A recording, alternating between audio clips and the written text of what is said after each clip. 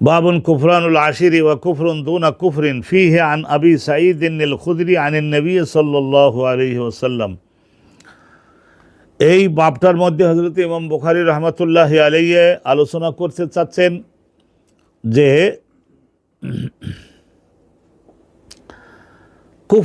কুফরানুল আশির। কুফরান অর্থ হলো, একটা হলো কৃতজ্ঞ হওয়া, এটা হলো শুকরুন কৃতজ্ঞ হওয়া, আর এটা হলো কুফরুন অকৃতজ্ঞ হওয়া। এইটা কিন্তু এই ইমাম বুখারী রাহমাতুল্লাহি আলাইহি অনেক সময় বা আল্লাহ নবী স্বয়ং কুফুরি শব্দটাকে ব্যবহার করেছেন, কিন্তু এই কুফুরিটার অর্থ কিন্তু ওই কুফুরি নয়। যেমন একজন বলল, মুসলমানের সন্তান হওয়া সত্ত্বেও বলল যে আমি এক আল্লাহ বিশ্বাস করি না, বা আল্লাহর অস্তিত্বই আমি বিশ্বাস করি না, ওখানে যে কাফের হবে সেটা একবারে মিল্লাতে ইসলাম থেকে তো বাইরে হয়ে যাবে। অনুরূপভাবে একজন মানুষ যদি বলে আমি রসুলুল্লাহকে আমি কাদ নাযালা আলাইহি মিনাল ওয়াহি নাজিল হয়েছে এটা আমি বিশ্বাস করি না, অথবা বলল যে রসুলুল্লাহর উপরে ওহি নাজিল হয়েছে বিশ্বাস করি, কিন্তু তিনি যে শেষ নবী, শেষ ওহি নাজিল হয়ে গেছে এটা আমি বিশ্বাস করি না, নবীর পরে আরও নবী আছে, তাইলে এগুলো হলো ইসলামের মিল্লাতের থেকে বের করে দিবে, সে আর মুসলিম থাকতে পারবে না। এটা এমন একটা কুফুরি। কিন্তু আবার পাপ কাজ যদি কেউ করে, সেই পাপ কাজকে বোঝানোর জন্যেও কুফুরি শব্দটাকে ব্যবহার করা হয়েছে। এখানে হচ্ছে এই ধরনের কুফুরি, মানে পাপ কাজ। কুফরানুল আশির, যেমন একজন এর স্ত্রী হতে পারে এমন, সে তার স্বামীর দীর্ঘদিনের খেদমতকে অবজ্ঞা করল এবং অস্বীকার করে দিল, যে তোমার সঙ্গে আত্মীয়তা হওয়ার পর থেকে এই 20 বছর সংসার করলাম, কিন্তু তোমার থেকে একদিনের জন্যেও একটু ভালো ব্যবহার দেখলাম না, অথচ আল্লাহর মেহেরবানিতে 4-5 সন্তান, তাইলে তোমার থেকে এই ধরনের ভালো ব্যবহার দেখলাম না। একদিন হয়তো অসুস্থ ছিল, ইনকাম কম ছিল, ভালো শাড়ি এনে দিতে পারে নাই, বা একটু উত্তেজিত হয়ে একটু মন্দ কথা বলে ফেলেছে, এই ধরনের বলে দিতে পারে একজন স্ত্রী তার স্বামীকে। আবার এমন হতে পারে যে স্বামীও বলে দিতে পারে তার স্ত্রীকে। তাইলে এখানে হলো কুফরানুন, দীর্ঘদিনের খেদমতকে অস্বীকার করলো, এটা কবিরা গুনাহ হবে, কিন্তু এর দ্বারা কিন্তু মিল্লাতে ইসলাম থেকে বের হয়ে যাবে না ওই লোকটা। ওয়া কুফরুন দুনা কুফরিন। আর এখানে হযরত ইমাম বুখারী রাহমাতুল্লাহি আলাইহি এই হাদিসের এই সামনের এই বাবের দ্বারা উনি আমাদেরকে বর্ণনা করে বোঝাবেন যে কোনো কুফুরি কাজ মানে কোনো পাপ কাজ অন্যান্য পাপ কাজের তুলনায় ক্ষুদ্রতর হয়, আর কোনো পাপ কাজ অধিকতর ক্ষতিকারক হয়ে থাকে, এই ধরনেরও হয়ে থাকে। কুফরুন দুনা কুফরিন। আর এই বিষয়টা প্রতিষ্ঠিত করবার জন্য হযরতে ইমাম বুখারী রাহমাতুল্লাহি আলাইহি বলছেন যে এই ফিহে আন আবি সাঈদিন আল খুদরি, এই সম্পর্কে হযরতে আবু সাঈদ খুদরি থেকে একখানা হাদিস বর্ণিত আছে। সেই হাদিসখানা কী কারণে যে এখানে উনি আনেন নাই সেটা আমরা বলতে পারবো না, তো হয়তোবা সেই হাদিসখানার অন্য কোনো স্থানে উনি এনেছেন। আনিন নবী সাল্লাল্লাহু আলাইহি ওয়াসাল্লাম মরফু হাদিস, সেখানেও মরফু হাদিস আবু সাঈদ খুদরি থেকে বর্ণিত হয়েছে যে সব পাপ কাজ ক্ষতির দিক দিয়ে সমান ধরনের নয়, কিন্তু সবগুলি পাপ কাজ। আবার প্রত্যেকটা ইবাদত নেক কাজ সমান ওজনের নয়, সমান লাভজনক নয়, একজন আরেকজনের তুলনায় উচ্চতর বা একটু কমতর। তো এখানে শুনুন, আমরা আজকের এই আলোচনাটা শুনে নিই। অবিকল হাদানা আব্দুল্লাহ ইবনে মাসলামা। ইমাম বুখারী রাহমাতুল্লাহি আলাইহির 1000 খানেকের মতো উস্তাদ ছিলেন। তো শুনুন, এখানে আব্দুল্লাহ ইবনে মাসলামা, তার শিক্ষক হলেন হযরতে মদিনার যে ইমাম মালিক ছিলেন, ইমাম মালিক রহমতুল্লাহি আলাইহি। তাইলে তার ইমাম মালিক রহমতুল্লাহর শিক্ষক ছিলেন যায়েদ ইবনে আসলাম, তার উস্তাদ আতা ইবনে ইয়াসার, তার উস্তাদ আব্দুল্লাহ ইবনে আব্বাস। তা আব্দুল্লাহ ইবনে আব্বাস তো নবী করিম সাল্লাল্লাহু আলাইহি সাল্লামের সাহাবী ছিলেন, ওনার বাবা আব্বাসও সাহাবী ছিলেন, আব্দুল্লাহও সাহাবী ছিলেন, নবী পাকের আপন চাচাতো ভাই। কল নবী সাল্লাল্লাহু আলাইহি সাল্লাম, হযরত আব্দুল্লাহ ইবনে আব্বাস বলেন যে রাসূলুল্লাহ বলেছেন যে উরিতু আন্নার, আমি যখন মেরাজে ভিজিটে গেলাম, মেরাজ শরীফে, হিজরতের 1 বছর আগে মেরাজ শরীফে যখন ভিজিটে গেলাম, আল্লাহ আমাকে কোরআন শরীফে যে সমস্ত পাপ কাজের কারণে জাহান্নামে শাস্তি দিবেন সেইগুলি আল্লাহ তো বলেছেন কোরআনে, আমাকে জানাইছেন, কিন্তু প্র্যাকটিক্যালি স্বচক্ষে সেগুলি দেখাবার জন্য আল্লাহ আমাকে মেরাজে নিয়ে গেলেন। অনুরূপভাবে আল্লাহ যে নেক আমলগুলি করতে বলেছেন, সেই নেক আমলগুলির পুরস্কার বিরাট পুরস্কার হবে, সেই নেক আমলগুলির পুরস্কার প্র্যাকটিক্যালি বেহেশতে যে কীভাবে হবে সেইগুলি আমাকে দেখাবার জন্য আল্লাহ রাব্বুল আলামিন আমাদের নবীকে মেরাজে নিয়ে গেছিলেন, ইসরায় নিয়ে গেছিলেন। আমরা কোরআন শরীফের আয়াতের থেকে, হাদিসে মশহুর থেকে জেনেছি, উরিতু আন্নার, আমাকে ভিজিট করে দেখানো হলো জাহান্নামের আযাব, কি কি ধরনের শাস্তি জাহান্নামের মধ্যে আছে, কোন কোন ধরনের লোকদের শাস্তি কিভাবে দেওয়া হচ্ছে। ফায়জান, আমি দেখলাম যে সেখানে পুরুষরাও, অনেক পুরুষ জাহান্নামের মধ্যে শাস্তি ভোগ করছে, অনুরূপভাবে অনেক মহিলাও জাহান্নামের শাস্তি ভোগ করছে। ফায়জান, তা এরপরে আমি একটু পর্যবেক্ষণ করে দেখলাম যে আকসারু আহলেহা, জাহান্নামের মধ্যে অধিবাসী শাস্তিপ্রাপ্ত যারা হচ্ছেন তাদের মধ্যে বেশিরভাগ দেখলাম যে মহিলা।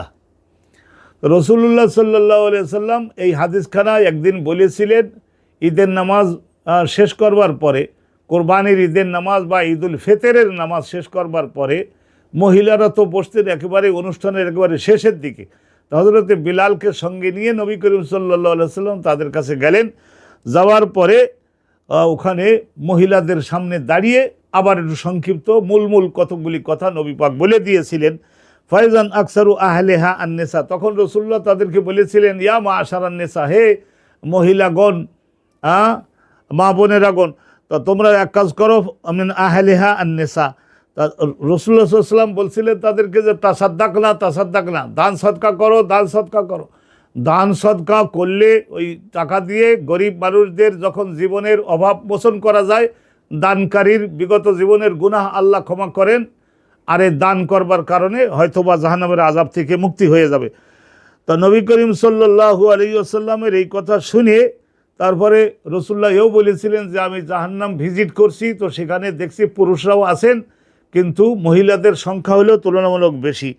তো তখন ওই মহিলাদের পক্ষে হয়ে আম্মাজান আয়েশা সিদ্দিকা বা হযরতে হাফসা, অনুরূপ উম্মে সালেমা, তারা প্রশ্নটা করতেন যে হুজুর, জাহান্নামে মহিলাদের সঙ্গে বেশি দেখলেন কি পাপের কারণে? সেটা তো বলে না দিলে আমরা সেই পাপ কাজটা কী করে বর্জন করব, দূরে থাকব। তো নবী পাক বলেছিলেন উত্তরে যে একফুরনা, তা মহিলারা কি করে? কুফরি করে, অকৃতজ্ঞ হয়। কুফরি করে বলতে এখানে মিল্লাতে ইসলাম থেকে বাইর করে দেওয়ার যে কুফরি, সেই কুফরি না, মানে পাপ কাজ করে। দীর্ঘদিনের স্বামীর উত্তম আচরণকে অস্বীকার করে বসে, ডিনাই করে দেয়।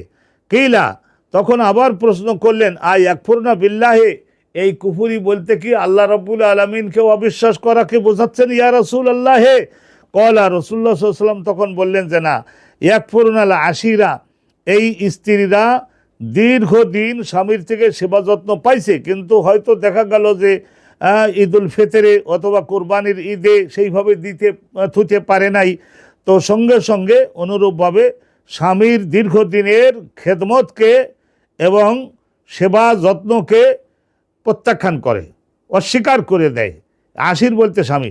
ওয়াকফুরুনাল এহসান, রসুল্লাহ আরও বললেন যে ইয়াকফুরুনাল এহসান, স্বামী দীর্ঘদিন এহসান করেছে, স্ত্রী সেইটাকে অস্বীকার করে দেয়। লাউ আহসানতা ইলা ইহদাহুন্না, হে একজন পুরুষের দিকে মুখ দিয়ে রসুল্লাহ বললেন, লাউ আহসানতা ইলা ইহদাহুন্না, তোমাদের মধ্যে কেউ যদি দীর্ঘদিন 25-30 বছর পর্যন্ত দীর্ঘদিন নিজের একজন স্ত্রীর সঙ্গে উত্তম আচরণ করেছো, আর দাহারা 20-30 বছর, সুম্মা রাআত মিনকা শাইয়ান, অতঃপর পঙ্গু হয়ে যাওয়ার কারণে অথবা চাকরিচ্যুত হওয়ার কারণে অথবা অন্য কোনো কারণে যদি সে দেখে তোমার থেকে শাইয়ান, একটু সেইভাবে লেনদেন করতে পারলা না, কলাত, হঠাৎ বলে ফেলবে, মা রাআইতু মিনকা খায়রান কাত্তু, তোমার ঘর সংসার করতে এসে জীবনে কোনো সময়ের জন্য উত্তম আচরণ, ভালো ব্যবহার, কলিজা খুলে দেওয়া টেওয়া, এগুলি আমি কোনো সময়ের জন্য দেখলাম না, এইরকম করে বসে। আর তখন স্বামীর কি পরিমাণে আঘাত লাগে। হাদিসে এটাও আছে, নবী করিম সাল্লাল্লাহু আলাইহি ওয়াসাল্লাম বলেছেন যে আল্লাহর শরিয়াতে যদি একজন মানুষের জন্য আর একজন মানুষের জন্য সেজদা করার যদি অনুমোদন থাকতো, তাহলে আমি আল্লাহর ওই অনুমোদন ক্রমে আমি নির্দেশ দিতাম যাতে স্ত্রী সেজদা করে তার স্বামীকে। কারণ 50, 60, 70 বছর স্ত্রীর কাপড় চোপড়, তার ভরণ পোষণ, তার সোনা গহনা, তার আদর আপ্যায়ন, তার নিরাপত্তা, এ সব কিছু একজন স্বামী রৌদ্রে কাজ করে পিঠের চামড়া, উজ্জ্বল চামড়া কিন্তু কালো করে, কারণ পিঠের উপরে সামনে ঝুঁকে কাজ করতে গেলে তো পিঠের উপরেই তো রৌদ্রের তীব্রতাটা পড়ে। তো এই ধরনের করে সেবা যত্ন করলেও কিন্তু দীর্ঘদিনের এই খেদমতের কারণে তো যেহেতু আল্লাহ বাদে এই শরিয়াতে অন্য কারো সেজদা করার পারমিশন নাই, সেই জন্য আমি খবরদার সেজদা করতে বললাম না। কিন্তু সেজদা যদিও করবে না, কিন্তু স্ত্রী তুমি তোমার স্বামীর যদি কোনো সময় দিতে থুইতে না পারে তাহলে অকৃতজ্ঞ হবে না, দীর্ঘদিনের খেদমতকে অস্বীকার করবে না। আর নবী করিম সাল্লাল্লাহু আলাইহি সাল্লাম আরও দুই একটা কাজের কথা আলোচনা করেছিলেন যে এই ধরনের বদখাসলত অনেক মহিলার মধ্যে পাওয়া যায়। খবরদার খবরদার, ওই যে তাকসুরনা লান, অভিশাপ তোমরা খুব বেশি দিয়ে থাকো, এই ধরনের আরও দুই একটা বিষয়ের আলোচনা আছে। তো আলহামদুলিল্লাহ, আল্লাহ রাব্বুল আলামিন আমাদেরকে রহমত করুন। এই সমস্ত গুনাহের কাজ থেকে মহিলারা, পুরুষরা, আমাদের কারোর মধ্যে যদি এই সমস্ত বদ অভ্যাস থাকে, আমরা তাহলে যেন এই ধরনের পুরুষদের মধ্যেও এই অভ্যাস থাকতে পারে। স্ত্রী দীর্ঘদিন শরীর, জীবন, যৌবন, সৌন্দর্য নষ্ট করে তারপর স্বামীর খেদমত করেছে, একদিন হয়তো একটু পারে নাই, সেই জন্য এইভাবে ধৈর্যচ্যুত হয়ে এই ধরনের স্ত্রীর দীর্ঘদিনের খেদমতকেও আমরা যেন অস্বীকার না করি। তার মানে এইটা নেক বিবেচনা আমাদেরকে থাকতে হবে। ওয়া আখিরু দাওয়ানা আলহামদুলিল্লাহি রাব্বিল আলামিন। আসসালামু আলাইকুম ওয়া রাহমাতুল্লাহি ওয়া বারাকাতুহু।